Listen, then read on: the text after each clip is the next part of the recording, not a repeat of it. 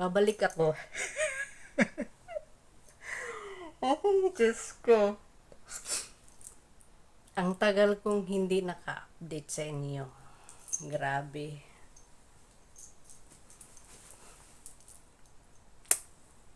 Marami akong ibabalita. Joke.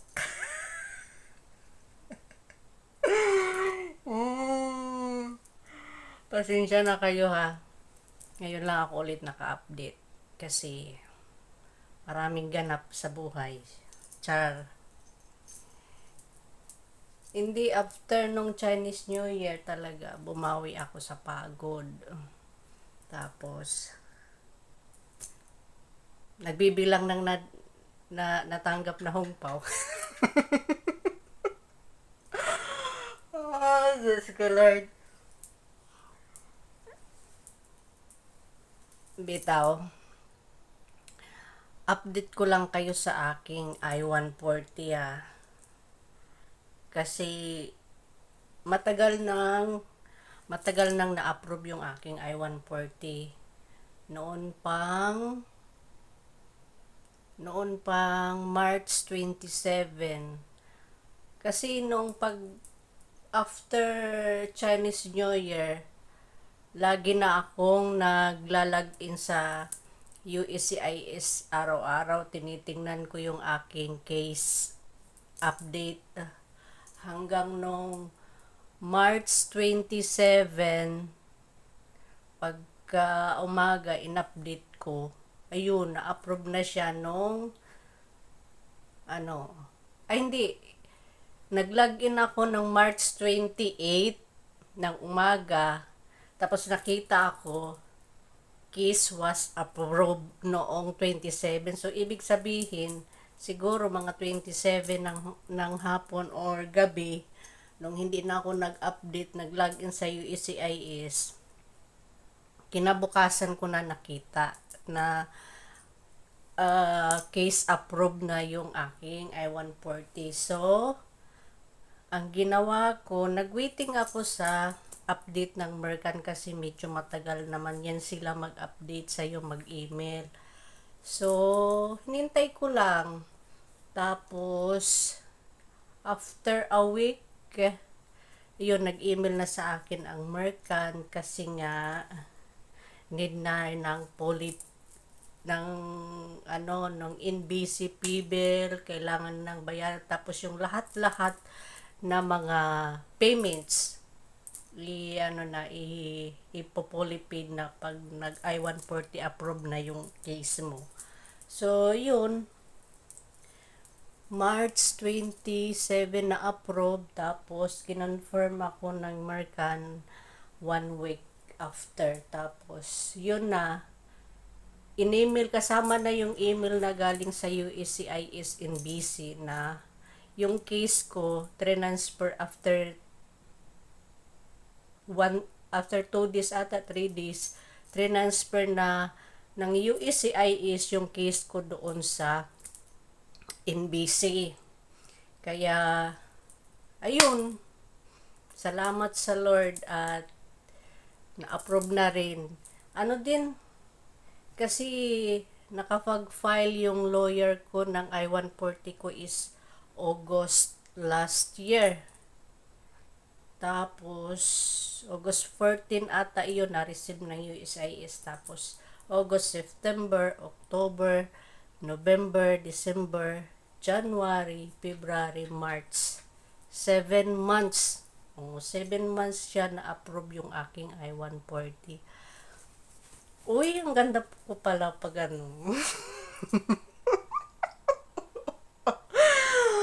Nag-ayos-ayos din ako Ay, Diyos ko. Tsaka yung buhok ko, ayoko muna magpatina kasi nagdadry. Ang pangit, kakatina ako. Kaya sabi ko, pag uwi na lang ng Pilipinas, magpapaganda ako. Char! Hindi nga. Mag-aayos talaga ako. Papaayos ko ito. Joke. Para pag dating ng Amerika, ang mga Pilipina ay magaganda. Char. Joke lang ha. Baka maniwala kayo. Na ganito ako kasi sobrang init. Diyos ko. Sobrang init ng ng earth. Diyos ko. Ano bang nangyayari sa earth ngayon? So, anyway, yung mga requirements pala ng after approval ng I-140 is yun na yung hiningi sa akin nung I-140 filing. So, yung NBC na stage, yung mga requirements, same din. Kasi maaga pa lang hiningan ako ng lawyer ko nung mga requirements, yung scan copy ng passport, kasama yung mga yung mga dependents mo. Yung sa akin naman, ako lang, 'di ba? Ako lang solo ang pupunta muna. Saka na yung aking mga anak. So, tapos yung PSE, live birth and then marriage contract if you are married. So, ano pa ba yun? Tapos yung DS-260 nga. Tapos, ano pa ba yun? Yung mga police clearance, mga criminal, mga police records mo, at yung mga school records mo, wala yung sa akin parts. Ewan ko lang sa iba kasi yung sa akin hindi pa naman ako hiningan eh. Hindi naman nag-require ng mga pero kakailanganin ata iyan pag consular process na yung mga lahat ng dokumento, yung mga original, ayun yan, dadalhin yan lahat pag consular interview na. Pero as of ngayon, kasi nasa NBC stage na yung aking case. Yung NBC stage is 2 to 4 months daw, sabi ng iba, para mag-DQ or documentary qualified. So, waiting pa ako. Kailan yung nag-NBC is April. So, ngayon kakatungtong lang ng Mayo. So, mga July, August, mga ganon. Kaya, pero ganon pa rin, walang movement. Kasi yung visa bulletin ngayon is ganon pa rin. May 2020. Pag NBC stage na, lalo na pag consular, nagwi-waiting ka na ng interview, is kailangan yung priority date mo. Ang priority date ko is June 2022. Diba ang layo? Oh. So, hindi muna ako uwi ng Pinas. Ito muna ako sa Taiwan. Sayang ang kikitain. May pangbaon pa ako papuntang Amerika. Babaon ako ng bagoong. Magbabaon ako ng tuyok. Dami kong babaonin. Ewan ko ba, bakit ang layo pa ng priority date natin? Ang visa bulletin sa other workers category, no movement. Napako sa 2020, May. Sana by October, may progress na ang visa bulletin, di ba? Kasi, congratulations, congrats sa inyong lahat, yung mga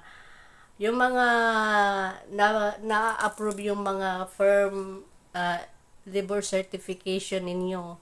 Ang dami ninyo, sa totoo lang, ito mga subscribers ko dito sa YouTube ko. At nagiging FB friends ko na. Hello sa inyo lahat. Alam niyo na yun kung sino kayo. Yung iba, mga same employer ko. Yeah! Excited. Pero ako kasi by priority date yan eh.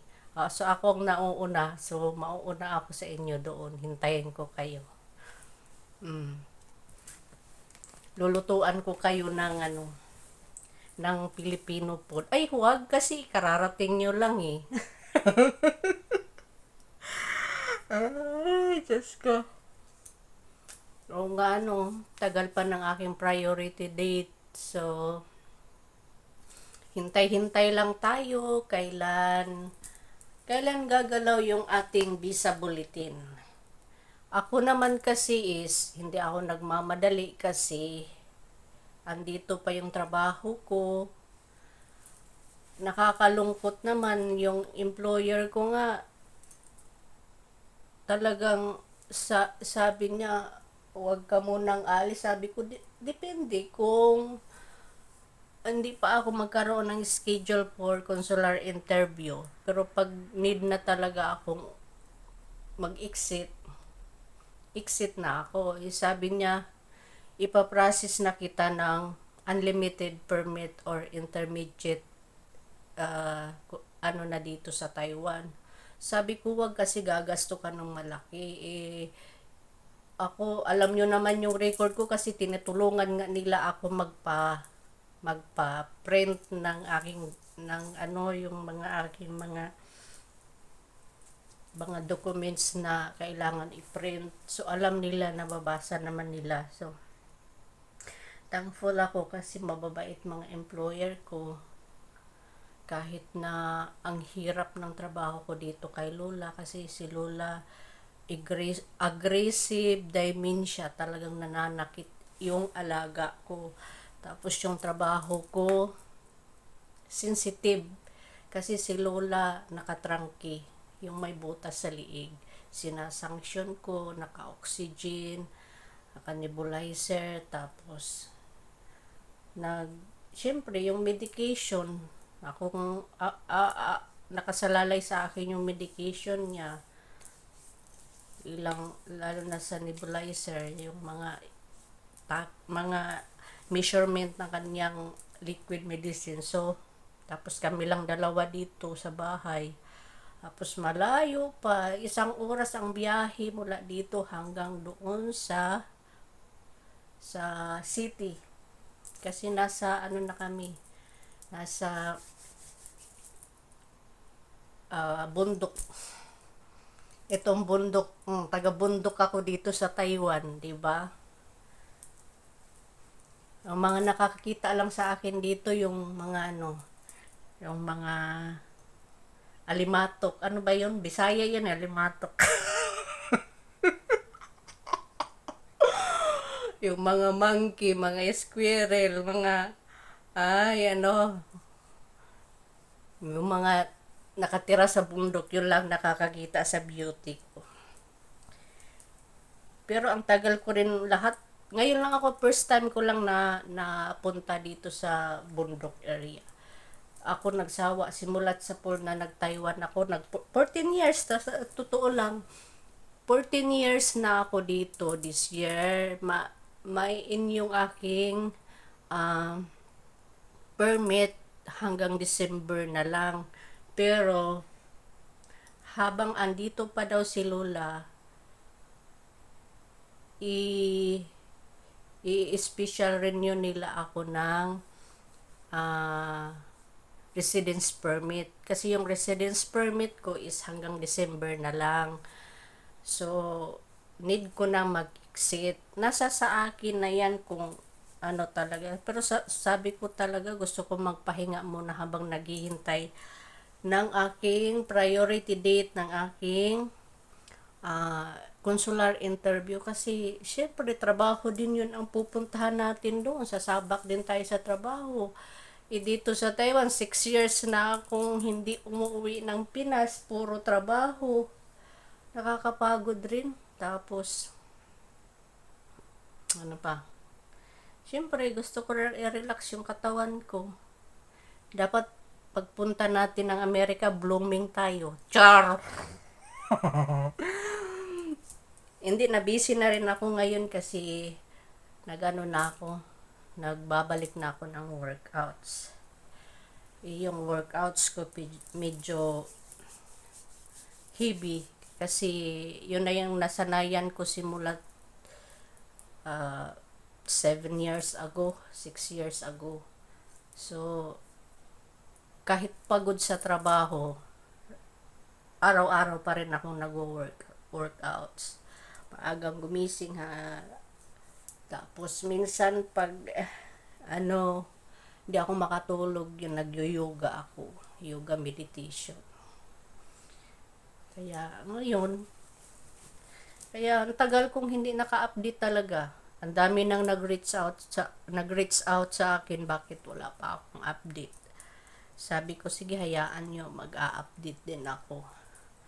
Pag pati nga yung YouTube, nag-i-email na rin si YouTube na ang dami ko na daw followers, pwede na kasi hanggang 500 lang. Nagbaba yung YouTube, nag 500 na lang ang ng subscriber na pwede na. Sabi ko, sa totoo lang talaga, nagbablog ako, nag-YouTube ako, para lang din makatulong sa yung pareho sa akin ng journey. Yung mga nag-a-apply din ng EB3, yun pala, marami pala tayo.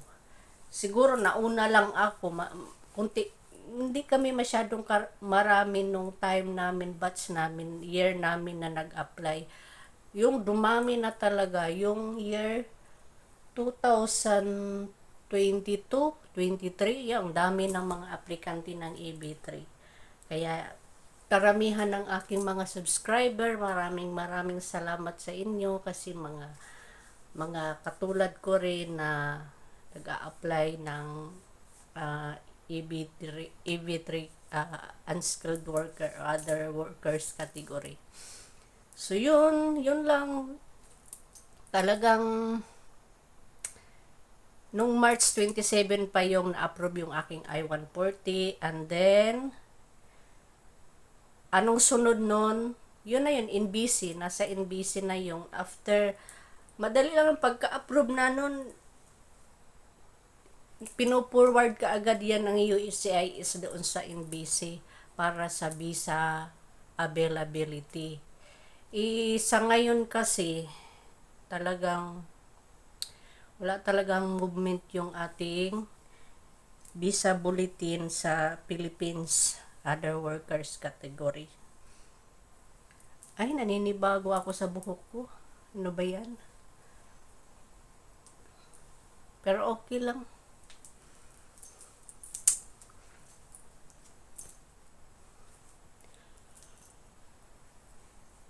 Okay lang. Ngayon, pagod. Ngayon nga, pagod ako kasi galing kami ng ospital ng alaga ko. Schedule niya ng doctor appointment. Pinalitan yung tubo niya dito sa liig. So, malayo yung biyahe namin. Tapos, workouts pa ako. Kasi, ayoko ng mataba. Tumaba na ako eh. Nung Chinese New Year, daming pagkain. Tagal pa naubos, dami pa nasa rep. Ay naku, talagang sino bang hindi tataba niyan? Sasarap pa ng pagkain. Kaya, ayun, lumubo ang mukha ng inyong Inday. Di ba? Kaya, nagbabalik alindog na tayo, char.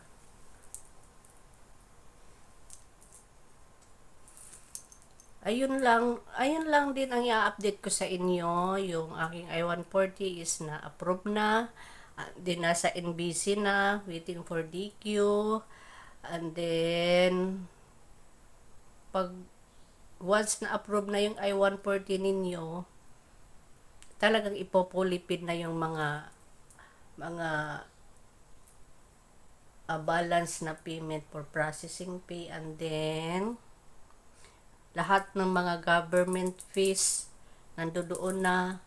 Tapos ano pa yun? Ito pala, suggest ko lang sa mga, kasi maraming na-approve ang firm certification, labor certification nila nitong latest at saka the next month. Hanggang, I think hanggang September o October, kung sino yung ma-approve na labor certification until October. Alam nyo, i-ano nyo na lang, i-regular process nyo na lang. I-suggest ko kung hindi kayo obligated ng mga lawyer ninyo na mag-premium, kasi merong mga lawyer na premium talaga ang gusto nila. Wala kayong magagawa kasi pag sinabi ng lawyer mo, no, premium natin to. Kahit naman hindi gumagalaw yung visa bulletin. Tulad ng mga yung kasabayan ko. Hindi ko alam kung hindi siya Mercan. Ibang direct daw siya, tapos nagkasabay lang kami ng filing ng I-140. Wala siyang magagawa kasi sabi ng lawyer niya is premium. So talagang nagbayad siya ng $2,500 US dollar. So ako nag-regular. Tapos yung premium niya almost 1 month lang na approve na. Ayun, hanggang ngayon. O di nagpang-abot kami sa NBC, kakahintay ng priority date. So sayang, 'di ba? Kaya kayong mga ma-approve yung labor certification ninyo, kahit hanggang October sa pag ng open ng new fiscal year, regular process na lang ninyo. I-save ninyo yung 2,000. Ay, ngayon malaki na yung, ang alam nyo ba yung USCIS is nag-increase na ng payment. Yung regular dati is 700 US dollar. Ngayon 715. 700, I think, hindi ako nagkamali. Kaka-search ko lang sa website sa USCIS. Is 715 US dollar nag-increase na. And then pag premium, dati 2,500 US dollar, ngayon is nagiging 2,805 USD. O di ba? Kaya wag kayong mag-premium kasi walang magagawa ang premium. Maghihintay tayo sa embassy stage na kung hindi pa gagalaw yung visa bulletin. So sayang. O kami nga nung kasabayan ko siya premium, ako regular. O ganun din. Nagpang-abot kami sa NBC. Nga rin siya, sayang ang yung kanyang premium process. Yes ko.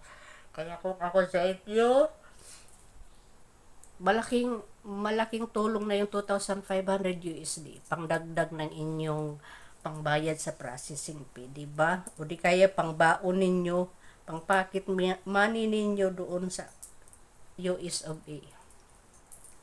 Tapos ano pa ba? Ay, ito pala sinuot ko kasi binigay ito ng, ano bang tawag dyan, anak ni Lola na lalaki, yung asawa niyang nurse. Yan, binigyan ako ng pearls ito, pearl necklace. Tapos may isang jade bracelet. Tapos may isang ebony or ivory na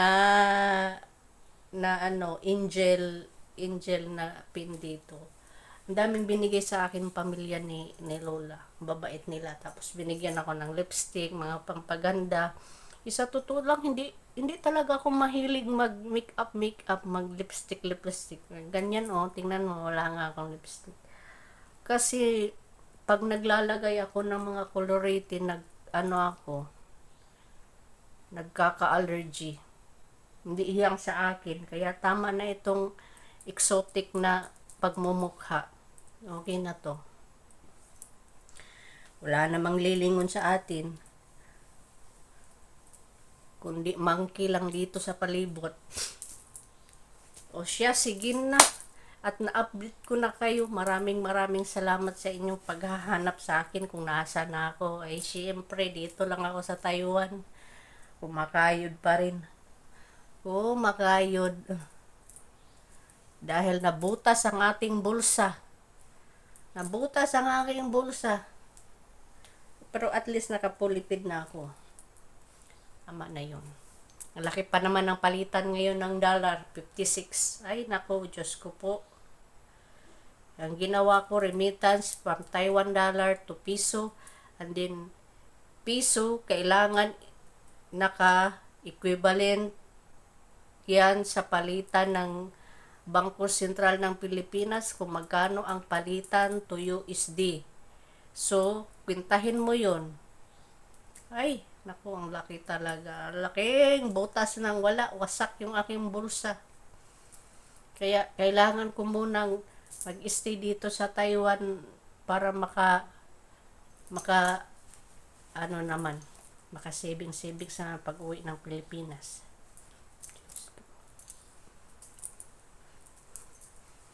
Ay, talaga. Ang puti ko na pala talaga, no? Joke. Sige na, maraming salamat sa inyong lahat. Patuloy lang kayong mag-subaybay sa aking vlog na ewan ko. Lalo na pag siguro gusto ko talagang ma-inspired ko kayo lalo na pag nagsimula na ako doon sa Amerika. Ano ang mga ginagawa, lalo na yung mga susunod sa akin na syempre yung mga nandito rin sa aking YouTube at naging friends ko na sa Facebook.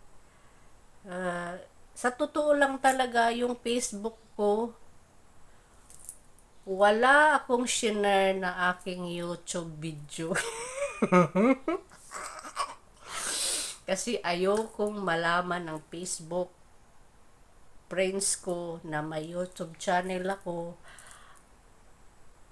Pero ang dami ninyong nag-request ang dami ninyong talaga nakiusap na pwede bang mahingi yung Facebook account ko. Siyempre, personal account ko yun. Matagal ko na yan. Siyempre, naawa naman ako kasi gusto ko nga tumulong, di ba? Dito naman sa YouTube talaga, hindi naman tayo